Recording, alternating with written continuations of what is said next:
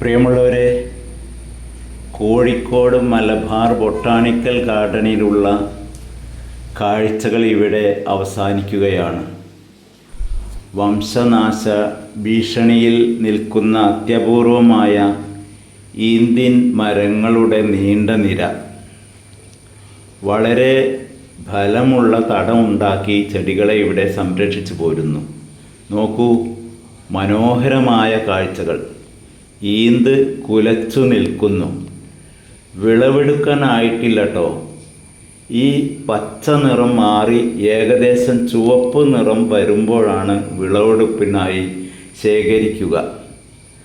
കട്ടിയുള്ള തോട് കളഞ്ഞ് നന്നായി ഉണക്കി പൊടിച്ച് ചൂടുവെള്ളത്തിൽ കുഴച്ചെടുത്ത് മാവ് ചെറിയ കഷണങ്ങളായി 2 വിരൽ കൊണ്ട് അമർത്തി മിഠായിയുടെ ആകൃതിയിലാക്കുന്നു. ഇവ നന്നായി വേവിച്ച് ഊറ്റിയെടുത്ത് ചിക്കൻ കറിയിൽ ചേർത്ത് കഴിച്ചാൽ ആഹാ, അതിൻ്റെ രുചി വർണ്ണനാതീതമാണ്. ഈന്ത് പോഷക സമൃദ്ധമായ ഒരു ആഹാരമാണ്. നോക്കിയേ, എന്ത് ഭംഗിയാണ്. കുട്ടിക്കാലത്ത് ഇവയുടെ ഇലകൾ, തണ്ടുകൾ വെട്ടി കളിപ്പുരകൾ ഉണ്ടാക്കുമായിരുന്നു. പണ്ടു കാലങ്ങളിൽ കല്യാണപ്പന്തലുകൾ അലങ്കരിക്കാൻ വ്യാപകമായി ഇലകൾ ഉപയോഗിച്ചിരുന്നു. അതുപോലെ അങ്ങാടിയിൽ കുറുക്കല്യാണം നടക്കുന്ന ചായപീടികയ്ക്ക് മുമ്പിൽ ഈന്ത് ഇലകൾ വെട്ടി അടയാളപ്പെടുത്തുമായിരുന്നു. ഇന്നാണ് എൻ്റെ കുറുക്കല്യാണം എന്ന് ജനങ്ങളെ അറിയിക്കാൻ. ഒരുപാട് ചരിത്രമുണ്ട് പറയാൻ. എൻ്റെ വീട്ടിൽ വലിയൊരു കൊടപ്പന ഉണ്ടായിരുന്നു. ആ കൊടപ്പനയുടെ കൂട് പോലുള്ള ഇലകളിൽ വവ്വാലുകൾ താമസിച്ചിരുന്നു. ഈ വവ്വാലുകൾ പല ദേശങ്ങളിൽ നിന്നും അടക്ക, പേരക്ക, ഈന്ത്, പറങ്കി അണ്ടി പോലുള്ളവ കൊണ്ടുവന്ന് ഈ പനയുടെ ചുവട്ടിലേക്ക് ഉപേക്ഷിക്കുമായിരുന്നു. അവ പൊറുക്കിയെടുത്ത് കുട്ടിക്കാലത്ത് തിന്നുമായിരുന്നു. അന്ന് നിപ ഒന്നും ഇല്ലട്ടോ. ഒരുപാട് നല്ല കുട്ടിക്കാല ഓർമ്മകളാണ് ഈന്തിൻ ചെടികൾ എനിക്ക് സമ്മാനിച്ചിട്ടുള്ളത്. അത് നിങ്ങൾക്കും ഷെയർ ചെയ്യുന്നു. നോക്കൂ, ഇവയുടെ ഇലകളുടെ അറ്റം നോക്കൂ, ചുരുണ്ട് എന്ത് ഭംഗിയാണ്. പീലി വിടർത്തി നിൽക്കുന്നു. മനോഹരമായ കാഴ്ച മനസ്സിൽ ഇങ്ങനെ ആടിക്കളിക്കുകയാണ്. നോക്കൂ,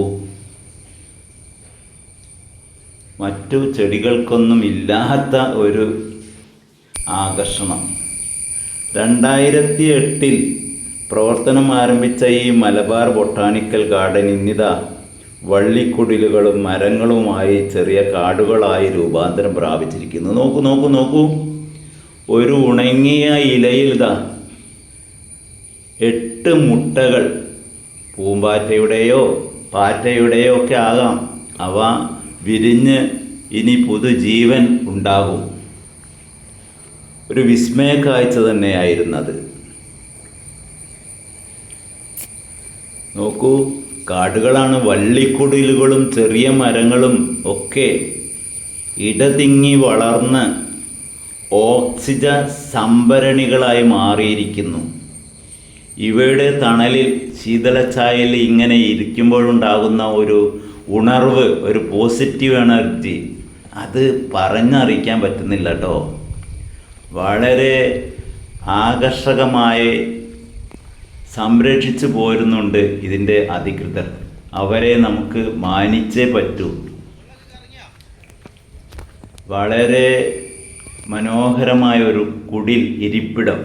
ഇതാ, ഈന്തിൻ ചെടികളെ പോലെ തന്നെ ഇവിടെ പന്നൽ ചെടികളും സമൃദ്ധമായി വളരുന്നു. നോക്കൂ, വളരെ ഭംഗിയുള്ളൊരു ശില്പം. ആ കുടങ്ങളിൽ നിന്നും വെള്ളം താഴോട്ട് വീണ് ആ ചക്രങ്ങൾ തിരിയുമായിരുന്നു, അനസ്യൂതമായി തിരിയുമായിരുന്നു. പക്ഷേ ഇപ്പോൾ അവ പ്രവർത്തിക്കുന്നില്ല.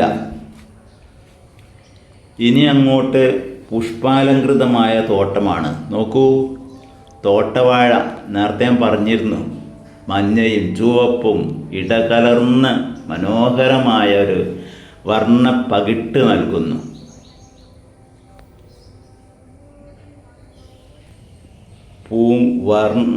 പല നിറത്തിലും വർണ്ണത്തിലും ആകൃതിയിലും വലിപ്പത്തിലും ഒക്കെയുള്ള അതിമനോഹരമായ പൂക്കൾ, പൂങ്കുലകൾ, എന്ത് ഭംഗിയാ!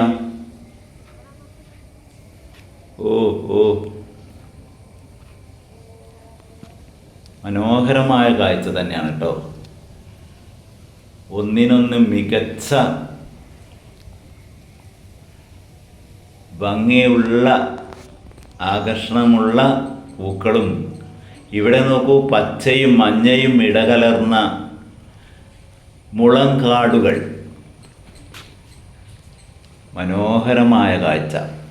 ഇതാ നീണ്ട വഴിത്താര, താഴോട്ട് ഏകദേശം 1.5-2 കിലോമീറ്റർ നടക്കണം. നടന്ന് ക്ഷീണിച്ചിട്ടുണ്ട്. അപ്പോഴാണ് ഭാഗ്യത്തിന് ഒരു ഓട്ടോറിക്ഷ കിട്ടിയത്.